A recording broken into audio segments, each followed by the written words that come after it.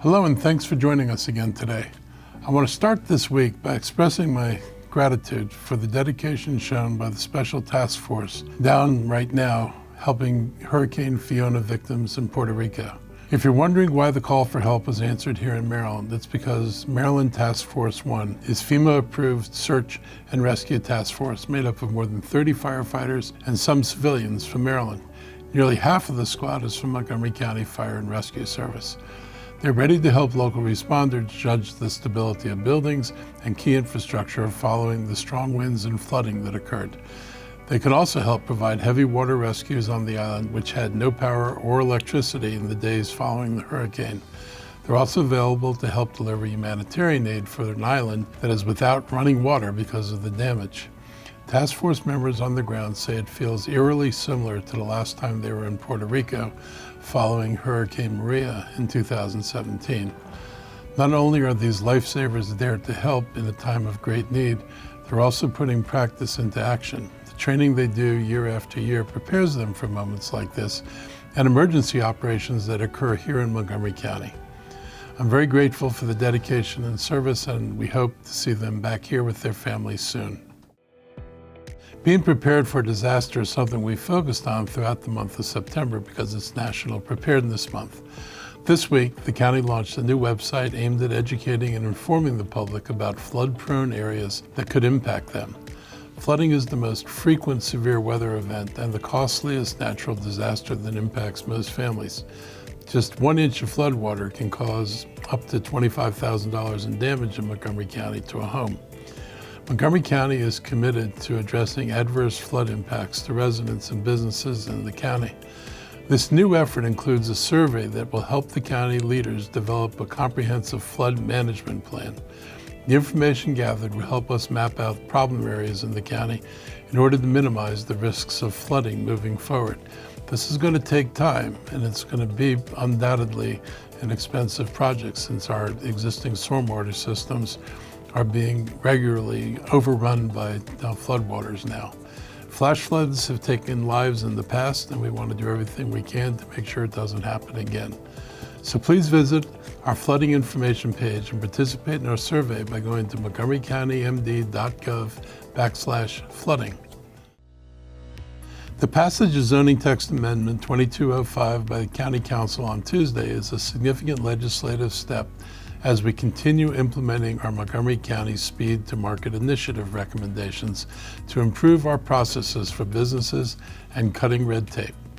This new legislation will clear the way for off-site signs, add rules for temporary signs, and be a better fit for business owners frustrated by the current county zoning ordinance regarding signs. These zoning changes are expected to save 45 to 60 days compared to our current guidelines. This is another in the line of changes we are making to our business processes to ensure they run smoother and make life easier for everyone who lives and works in Montgomery County. These zoning changes are the first of the recommendations made by our Economic Advisory Group to be passed by the Council. Following a listening tour that then Council President Sidney Katz and I conducted pre-pandemic, I convened an Economic Advisory Group in July of 2020, and the goal was to bring together a diverse group of business leaders to provide critical input as Montgomery County developed recovery plans from the COVID-19 health crisis. Earlier this year, the Economic Advisory Group released their economic roadmap to recovery and long-term success. It focused on several things, including reinventing and expanding the talent pipeline that supports shifting and growing industries in Montgomery County. We've made great progress since then, securing life sciences companies in Montgomery County. More than 3 million square feet of lab space are in development right now. More is coming. Now as new businesses announce relocation and expansion plans. We've also had a memorandum of understanding with the Universities of Shady Grove, the University of Maryland, to bring postgraduate artificial intelligence campus to North Bethesda Metro Station area. It would help students prepare for a world of mass data processing in the life sciences industry, but also serve the hospitality industry. Incorporating AI into life sciences in particular changes the way research can be done and advances the speed of discovery and implementation of new treatments, like COVID vaccines, that will improve our health and quality of life.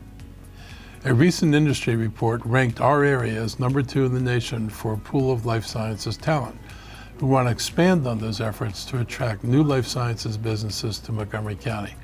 Our next goal is helping businesses recover from the pandemic, specifically addressing access and availability of capital, especially so small businesses are able to stay afloat during these hard economic times. We helped to distribute state funds as well as our own funds earlier in the pandemic, and we continue to do some of that. Additionally, we're using our position to help small businesses discover grants and work with financial institutions that normally do this kind of funding to leverage favorable terms for our local businesses. Support has also been given to key quality of life industries like restaurants, entertainment, and hospitality. Regarding restaurants in particular, we've seen real growth in that sector, with more restaurants coming on board recently than we lost because of the pandemic. Our liquor permitting records show a real resurgence in eateries and the restaurants, and in the hotel industry, occupancy is now rebounding. Businesses like these will no doubt benefit from our speed to market initiatives, which are led by business professionals in our community. The chair of our economic advisory group, Doug Furstenberg, joined me for my weekly briefing on Wednesday and talked about how great it is to see the follow-through on some of the great ideas they developed. Furstenberg is a founding principal for Stonebridge Real Estate Development and Investment, as well as being a Bethesda resident. He noted that the sign ordinance changes may be a small tweak, but they signify a key foundational change in the way the county is willing to be more business-friendly moving forward, recognizing the need to scrap parts of a 30-year-old law to adapt to changing needs of the businesses today. These are things we must do to ensure we don't stumble over our own feet. This week I attended the opening of the new Marriott Headquarters in Bethesda. This was a wonderful event and an incredible celebration for both the company and our county. During the grand opening, Marriott leaders were once again very complimentary about our county's permitting processes and efficiencies as they built their $600 million facility. This is positive feedback that we hear more often now from business leaders, no matter how big or small the project is. This was also good news to hear, and how well this company has recovered following the hardships they faced during the pandemic. Their occupancy rates are now approaching pre-pandemic levels. Montgomery County is proud to be the home to Marriott, and we're grateful that they kept their headquarters here. Their employees and their presence in the county and the state are important economic drivers. This week, in a nationally broadcast interview on 60 Minutes, President Joe Biden drew a lot of attention by saying that the pandemic is over. However, he also noted we still have a problem with COVID. Yes, we actually do still have a problem with COVID. I would say COVID-19 no longer has us in crisis mode, but there's a lot of work we still have to do. COVID is still more deadly than the flu, especially for those who aren't vaccinated.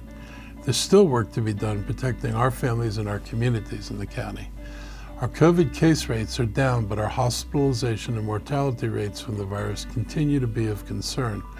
Those who stopped at just the first 2 doses of the vaccine are 2.5 more times likely to be hospitalized by COVID than people who are up to date with their vaccinations and boosters. The news is even worse for the unvaccinated. Their rate of an illness serious enough to cause a hospitalization is 10.5 times higher than those who are boosted, as recommended. Just this week, we saw the percentage of fully vaccinated Montgomery County residents hit the 90% mark. We are the first large jurisdiction in the United States to accomplish this feat, and according to this New York Times graphic, we are the least vulnerable jurisdiction in the United States to COVID. We actually see this every day, and it's a tribute to all the work that you've done to help us get there. These are accomplishments that we all should be very proud of. However, being fully vaccinated only means receiving your first 2 shots of Pfizer and Moderna, or 1 shot of Johnson & Johnson vaccine. You really need to get your booster, and the new bivalent booster is designed to deal with both the original form of the virus as well as the Omicron variant that we're dealing with now. And it's available everywhere, pharmacies, doctors, clinics, as well as through the county. And we need everyone eligible to take this new shot. Although we are outperforming most other jurisdictions in our booster rates, only 58% of the county residents have received their additional booster shots so far, and that's just not good enough. Additionally, we continue to see our booster rates among younger populations significantly lag. I got my bivalent booster this past weekend at a local Giant pharmacy. There are appointments available at pharmacies, healthcare providers all around the county. We want to make sure everyone continues to take COVID seriously, but especially those who are most vulnerable to falling severely ill. If you're more than 50 years old, immunocompromised, or in poor health, booster shots can really help protect you from the worst of this virus. It's true that variants cause breakthrough infections, but vaccines still prevent serious illness and death, and even more so with the boosters. So max your vax. You can find our clinic schedule at www.govaxmoco.com. On the MPX update, we're continuing to see a downward trend in monkeypox MPX cases, but I'd like to stress how important it is to continue to spread the message that Mpox is highly contagious if someone is showing symptoms like lesions. We're seeing it disproportionately impact Black and Latino men, which is why we held a town hall for the Latino community. Our next one will focus on the Black community. There are a lot of great things happening in Montgomery County this weekend, and one of them is in Burtonsville. Over the summer, we dedicated a new sign for Burtonsville as we announced the redevelopment of the Burtonsville crossing, with the addition of Sprouts, a brand new grocery store for the area. This weekend is Burtonsville Day celebration on Saturday. It starts at 10 a.m. with a parade from Paint Branch High School to Praisner Community Center. Following the parade, I'll be on hand to present trophies to this year's winners and enjoy the festival at the Marilyn J. Praisner Community Center. I hope you're able to make it out for the food, the games, and the live music. Also on Saturday, Silver Spring will host PanaFest at One Veterans Plaza. It gives our community a chance to celebrate the rich diversity of Africa during African Heritage Month. This year's theme focuses on unity and bringing together people with ancestry from all over the world. This will be the 11th annual gathering in Montgomery County with African cuisine, fashion, and music, all on display from noon to 9 p.m. PanaFest is one of the largest festivals in our region, recognizing the communities of the African diaspora. Please attend and enjoy the wonderful entertainment, great food, and shopping options. It will be a quite festive atmosphere in Silver Spring that day. As part of our celebration of Hispanic Heritage Month, I'll be visiting Latino-owned companies and businesses. Last week, I visited Mas Empanadas in Rockville. This business makes, bakes, and freezes empanadas to sell in grocery stores across the East Coast. Mas Empanadas started in the owner's kitchen, Margarita Womack, in 2017, and now has grown to over 60 employees with more plans for expansion. Ms. Womack, who was originally from Colombia, has been able to get her products on the shelves of Whole Foods, Giants, and Safeway. If you love empanadas and want to support an incredible local-owned business, Latino-owned company, please look for Mas Empanadas in the freezer section of your local grocery store. In addition, we began recognizing our Hispanic and Latino employees on our social media channels. I'm proud of how diverse our government employees are and the backgrounds they bring to the jobs. This government will continue to strive to reflect the diversity of our communities. I want to thank all of our Hispanic and Latino employees for their service to this county and the communities, as well as wish them happy Hispanic Heritage Month. Lastly, thank you all for tuning in again. I hope you have a great week and see you again next week.